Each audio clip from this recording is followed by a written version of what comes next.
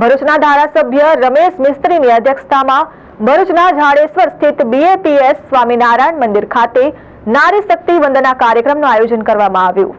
દેશની મહિલા સ્વાવલંબન યોજનાએ એવો પ્રયાસ છે જે મહિલાઓને આત્મનિર્ભર બનાવવાની સહાય આપે છે। ભારત સરકાર નારી શક્તિના ગૌરવ અને મહિલા સશક્તિકરણ માટે અનેકવિધ યોજનાઓ ચલાવી રહી છે। મહિલાઓ આત્મનિર્ભર અને સશક્ત બને તે માટે અનેક યોજનાઓ સ્થાપવામાં આવી છે।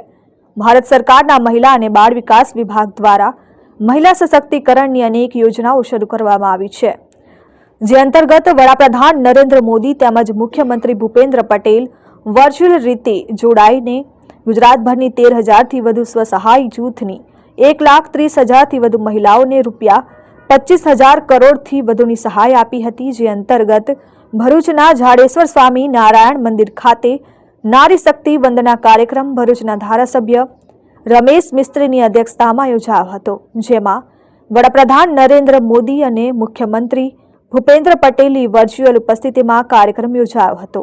કાર્યક્રમમાં ઉપસ્થિત મહાનુભાવોના હસ્તે સરકારની વિવિધ યોજનાઓ અંતર્ગત લાભાર્થી મહિલાઓને ચેક વિતરણ કરાયું હતું।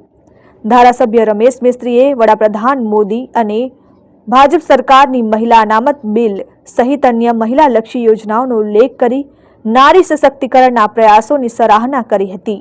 આજે સમગ્ર ગુજરાતમાં 182 વિધાનસભાઓમાં એક સાથે 10 લાખથી પણ વધારે બહેનો પ્રધાનમંત્રી નરેન્દ્રભાઈ મોદીને અને રાજ્યના મુખ્યમંત્રી શ્રીમાન ભૂપેન્દ્રભાઈ પટેલને સાંભળવા માટે એકત્ર થઈ છે।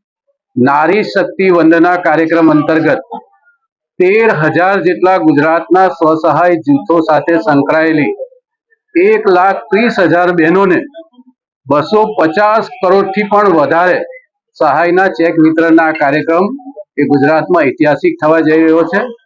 ગુજરાતમાં નારી શક્તિનું યોગદાન એ ગુજરાતના વિકાસમાં અમૂલ્ય છે।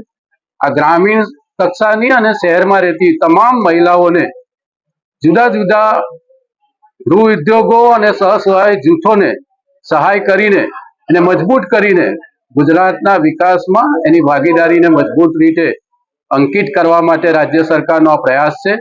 આ પ્રસંગે જિલ્લા કલેક્ટર તુષાર સુમેરા, પાલિકા પ્રમુખ વિભૂતિબા યાદવ સહિત અન્ય ઉચ્ચ અધિકારીઓ અને પદાધિકારીઓ સહિત લાભાર્થી બહેનો ઉપસ્થિત રહી હતી। Sachin Patel, RN news, Bharuch.